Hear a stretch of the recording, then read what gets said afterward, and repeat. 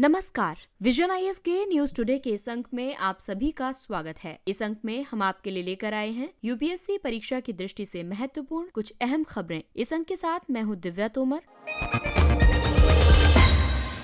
आइए सबसे पहले बात करते हैं इस अंक की खास खबरों के बारे में। उच्चतम न्यायालय ने नीट में अन्य पिछड़ा वर्ग के लिए 27% आरक्षण कोटे को बनाए रखा है। राज्यों ने भारतीय प्रशासनिक सेवा के अधिकारियों की केंद्रीय नियुक्ति पर नियम परिवर्तन का विरोध किया। ग्रामीण क्षेत्र विकास योजना निर्माण और कार्यान्वयन के लिए संशोधित दिशा निर्देश जारी किए गए।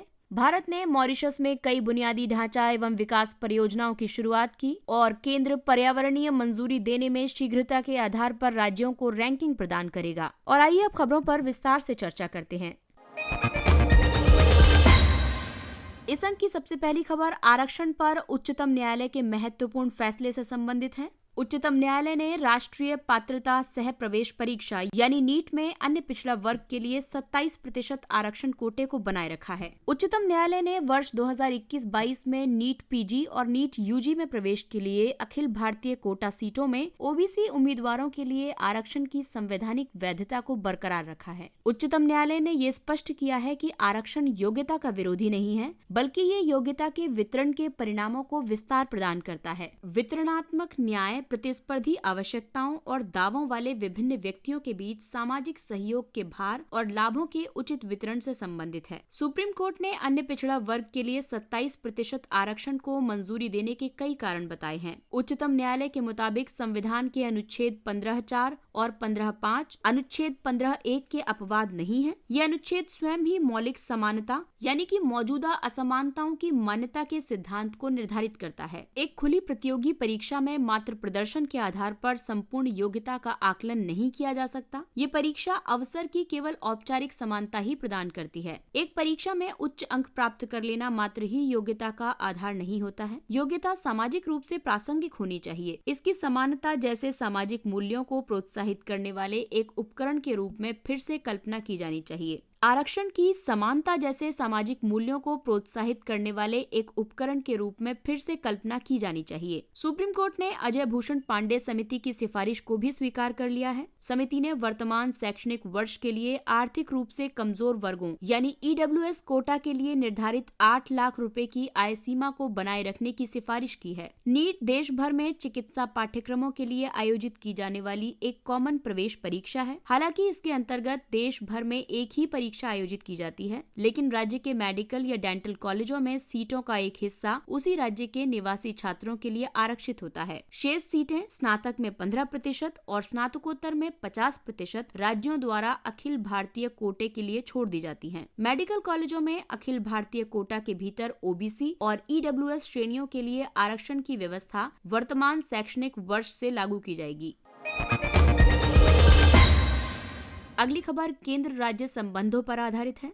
राज्यों ने भारतीय प्रशासनिक सेवा के अधिकारियों की केंद्रीय नियुक्ति पर नियम परिवर्तन का विरोध किया है। केंद्र ने भारतीय प्रशासनिक सेवा संवर्ग नियम 1954 में संशोधन का प्रस्ताव प्रस्तुत किया है। इसका उद्देश्य आईएएस अधिकारियों की केंद्रीय प्रतिनियुक्ति पर अधिक नियंत्रण रखना है। वर्तमान में एक कैडर का अधिकारी संबंधित राज्य सरकार और केंद्र सरकार की सहमति से केंद्र सरकार या किसी अन्य राज्य सरकार के अधीन सेवा के लिए प्रतिनियुक्त किया जा सकता है, जबकि प्रस्तावित संशोधन ये कहते हैं कि अब प्रत्येक राज्य सरकार को एक निश्चित संख्या में डेपुटेशन यानी प्रतिनियुक्ति के लिए विभिन्न स्तरों के योग्य अधिकारियों को उपलब्ध कराना होगा। ये संख्या एक निश्चित समय में राज्य कैडर के लिए आवंटित अधिकारियों की कुल संख्या और राज्य सरकार के पास उपलब्ध अधिकारियों की संख्या के बीच अनुपात के आधार पर तय की जाएगी। यदि राज्य निर्धारित समय के भीतर केंद्र सरकार के निर्णय को लागू नहीं करता है, तो अधिकारी को केंद्र सरकार द्वारा तय की गई तिथि से कैडर से कार्यमुक्त मान लिया जाएगा। यदि किसी विशेष परिस्थिति में जनहित में केंद्र सरकार द्वारा कैडर अधिकारियों की सेवा की आवश्यकता महसूस की जाती है, तो ऐसी स्थिति में राज्य एक नियत समय के भीतर इसके निर्णयों को प्रभावी करेगा। लेकिन इसमें जानने वाली बात यह है कि आखिरकार राज्य इसका विरोध क्यों कर रहे हैं।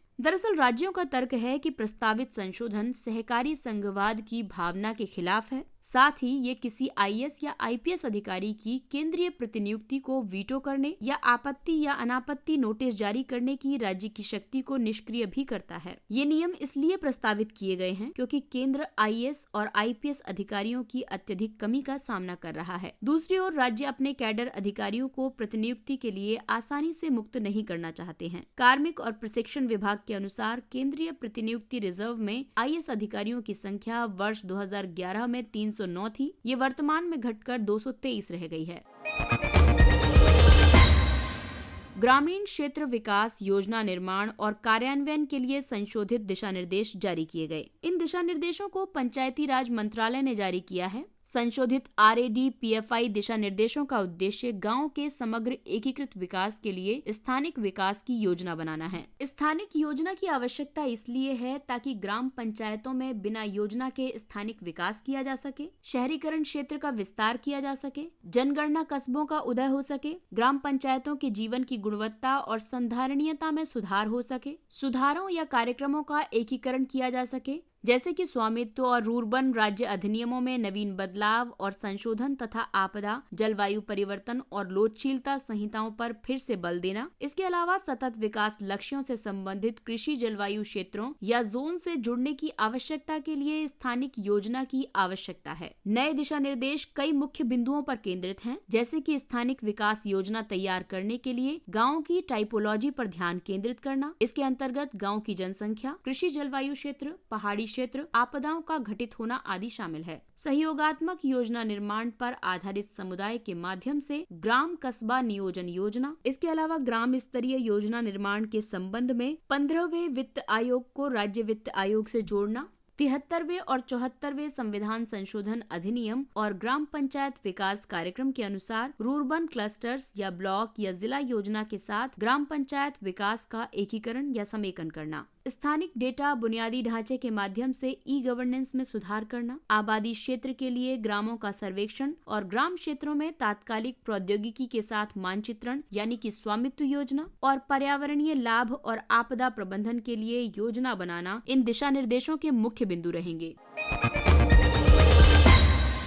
अगली खबर पेपर 2 के टॉपिक भारत और पड़ोसी देशों से उसके संबंधों पर आधारित है। भारत ने मॉरिशस में कई बुनियादी ढांचा एवं विकास परियोजनाओं की शुरुआत की है। भारत ने मॉरिशस में एक सामाजिक आवासन परियोजना का उद्घाटन किया। इसके अतिरिक्त एक सिविल सर्विस कॉलेज और एक 8 मेगावाट के सौर PV फार्म परियोजना की आधारशिला भी रखी। भारत और मॉरिशस ने 2 समझौतों पर भी हस्ताक्षर किए हैं। इनमें से एक के तहत मेट्रो एक्सप्रेस परियोजना और अन्य बुनियादी ढांचा परियोजनाओं के लिए भारत मॉरिशस को $190 मिलियन की लाइन ऑफ क्रेडिट प्रदान करेगा। दूसरे में छोटी विकास परियोजनाओं के कार्यान्वयन पर समझौता ज्ञापन का आदान प्रदान किया जाएगा। भारत मॉरिशस संबंधों की बात करें तो मॉरिशस में आबादी में भारतीय मूल के लोगों का लगभग 70% हिस्सा है। दोनों देशों ने वर्ष 2021 में व्यापक आर्थिक सहयोग और साझेदारी समझौते यानी सेक्पा पर हस्ताक्षर किए थे। दोनों देशों ने सुरक्षा समझौतों पर भी हस्ताक्षर किए हैं। इनमें एक डोर्नियर विमान और एक उन्नत हल्के हेलीकॉप्टर ध्रुव का हस्तांतरण भी शामिल है। भारत ने मॉरिशस को वर्ष 2016 में विशेष आर्थिक पैकेज के रूप में $353 मिलियन का अनुदान दिया था। इसका उद्देश्य प्राथमिकता वाली परियोजनाओं को पूरा करना था। मॉरिशस का भारत के सागर यानी कि क्षेत्र में सभी के लिए सुरक्षा और विकास विजन में एक विशेष स्थान है। सागर विजन एक सुरक्षित क्षेत्रीय ढांचे के निर्माण पर आधारित है। मॉरिशस पश्चिम एशियाई तेल क्षेत्रों तक संचार के महत्वपूर्ण समुद्री मार्गों के पास स्थित है। इसलिए भी मॉरिशस भारत के लिए सामरिक दृष्टि से महत्वपूर्ण है। संबंधों को बेहतर बनाने की दिशा में भारत के प्रयासों के बावजूद अभी कई चुनौतियां हैं, जैसे कि हिंद महासागर क्षेत्र में चीन की बढ़ती उपस्थिति और प्रभाव, मॉरिशस के माध्यम से भारत में निवेश की राउंड ट्रिपिंग आदि।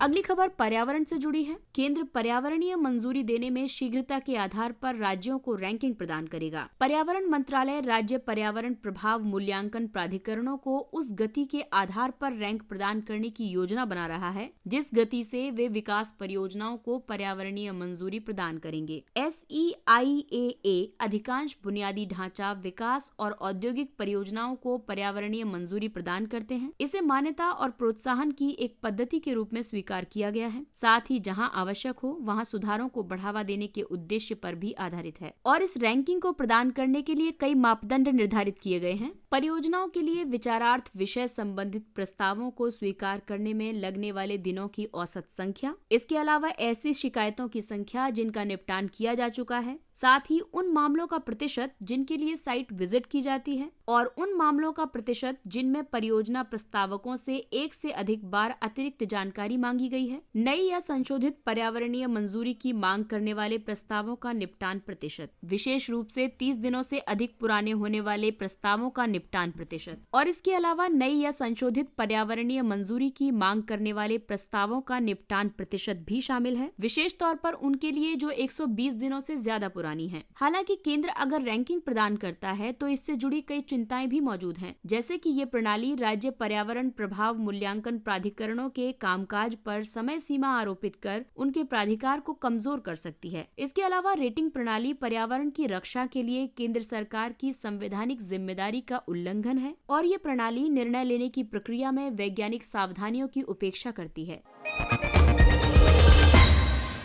और आइए अब बात करते हैं कुछ अन्य महत्वपूर्ण सुर्खियों की। दीनदयाल अंत्योदय योजना राष्ट्रीय ग्रामीण आजीविका मिशन के तहत कृषि पोषण वाटिका सप्ताह मनाया गया।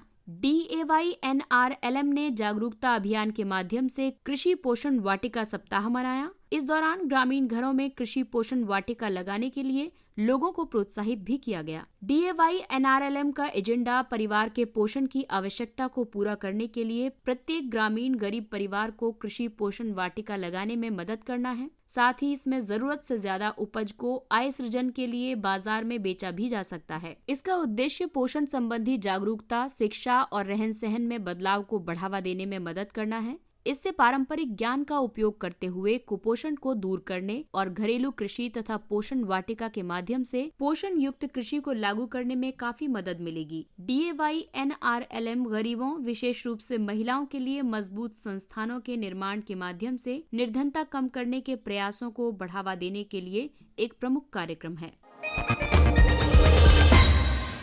शेरपा वर्ष 2022 की पहली ब्रिक्स शेरपा बैठक आभासी रूप से आयोजित की गई। एक शेरपा एक अंतर्राष्ट्रीय शिखर सम्मेलन जैसे कि G8, G20 आदि में सदस्य देश के नेता का निजी प्रतिनिधि होता है। ये शब्द नेपाली शेरपा लोगों से लिया गया है। ये हिमालय में पर्वतारोहियों के लिए मार्गदर्शक के रूप में काम करते हैं। वे एजेंडे का समन्वय करते हैं और आम सहमति बनाते हैं। इसके अलावा अपने नेताओं का पक्ष रखते हुए चर्चा में मदद करने के लिए शिखर सम्मेलन से पहले परामर्शों में भाग लेते हैं। प्रति सदस्य देश के लिए प्रत्येक शिखर सम्मेलन में केवल एक शेरपा होता है। ऑपरेशन सर्द हवा। सीमा सुरक्षा बल ने राजस्थान की अंतर्राष्ट्रीय सीमा पर ऑपरेशन सर्द हवा शुरू किया है। इसके तहत क्षेत्र में घने कोहरे के कारण होने वाली घुसपैठ की घटनाओं को रोकने के लिए चौकसी बढ़ाई जाएगी। ये ऑपरेशन 23 जनवरी से 28 जनवरी तक चलेगा। BSF प्रतिवर्ष गर्मियों में ऑपरेशन गर्म हवा और सर्दियों में ऑपरेशन सर्द हवा आयोजित करता है। BSF की स्थापना वर्ष 1965 में की गई थी। ये एक केंद्रीय सशस्त्र पुलिस बल है। ये केंद्र सरकार के अधीन कार्य करता है। BSF को पाकिस्तान और बांग्लादेश की सीमाओं पर तथा वामपंथी उग्रवाद आदि से प्रभावित क्षेत्रों में भी तैनात किया गया है। नमी की मात्रा। केंद्र गेहूं और धान के लिए नमी की मात्रा की सीमा को कम कर सकता है। इस कारण से मॉइस्चर कंटेंट यानी MC की सीमा को और नियंत्रित किया जा सकता है। नमी की मात्रा उत्पाद में निहित जल का भार है। इसे प्रतिशत में व्यक्त किया जाता है। फसलों में नमी अधिक होने का मुख्य कारण बेमौसम वर्षा, भंडारण की कमी और अधिक सिंचाई है। वर्तमान में किसानों को भारतीय खाद्य निगम को नमी की 12% की सीमा से अधिक नमी वाला गेहूं का स्टॉक बेचते समय न्यूनतम समर्थन मूल्य में कटौती का सामना करना पड़ता है। 14% से अधिक नमी वाले स्टॉक को अस्वीकार कर दिया जाता है। प्रस्ताव के अनुसार 12% से ज्यादा नमी की मात्रा वाले गेहूं के स्टॉक की खरीद मूल्य में कटौती के बाद भी नहीं की जाएगी। आई लैब अपनी तरह की पहली मोबाइल डायग्नोस्टिक लेबोरेटरी है। ये RT-PCR और ELISA दोनों टेस्ट करने में सक्षम है। आई लैब पूर्वोत्तर क्षेत्र के ग्रामीण और दूर दराज के क्षेत्रों में कोविड टेस्टिंग की सुविधा प्रदान करेगी। ये एक जैव सुरक्षा इकाई है। इसका उपयोग TB, HIV आदि जैसे अन्य संक्रामक बीमारियों के परीक्षण के लिए भी किया जा सकता है। इसलिए ये कोविड के बाद के समय में भी प्रासंगिक रहेगी।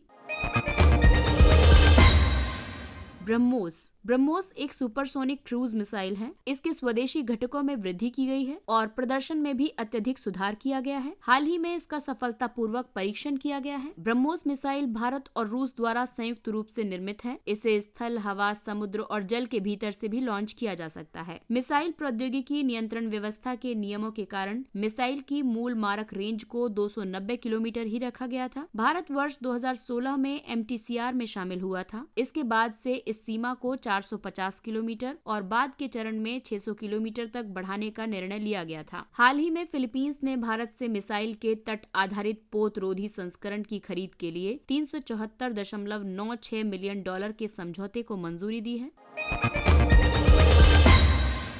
आइए अब बात करते हैं सुर्खियों में रहे व्यक्तित्व के बारे में। त्यागराज एक महान संत और संगीतकार थे। उनका जन्म तमिलनाडु के तंजावुर जिले के तिरुवैयारू गांव में हुआ था। त्यागराज को कर्नाटक संगीत का अब तक का सबसे प्रसिद्ध संगीतकार माना जाता है। उन्होंने इस संगीत शैली के विकास में बहुत महत्वपूर्ण भूमिका निभाई थी। उन्होंने संगीत को ईश्वर के प्रेम का अनुभव करने के साधन के रूप में देखा। इस तरह संगीत का प्रदर्शन करते समय उनका एकमात्र उद्देश्य विशुद्ध रूप से भक्ति होता था। वो तेलुगु कर्नाटक संगीत के सबसे बड़े संगीतकार थे। उनके व्यक्तित्व के मूल्य थे राम भक्ति, प्रतिबद्धता और आध्यात्मिकता।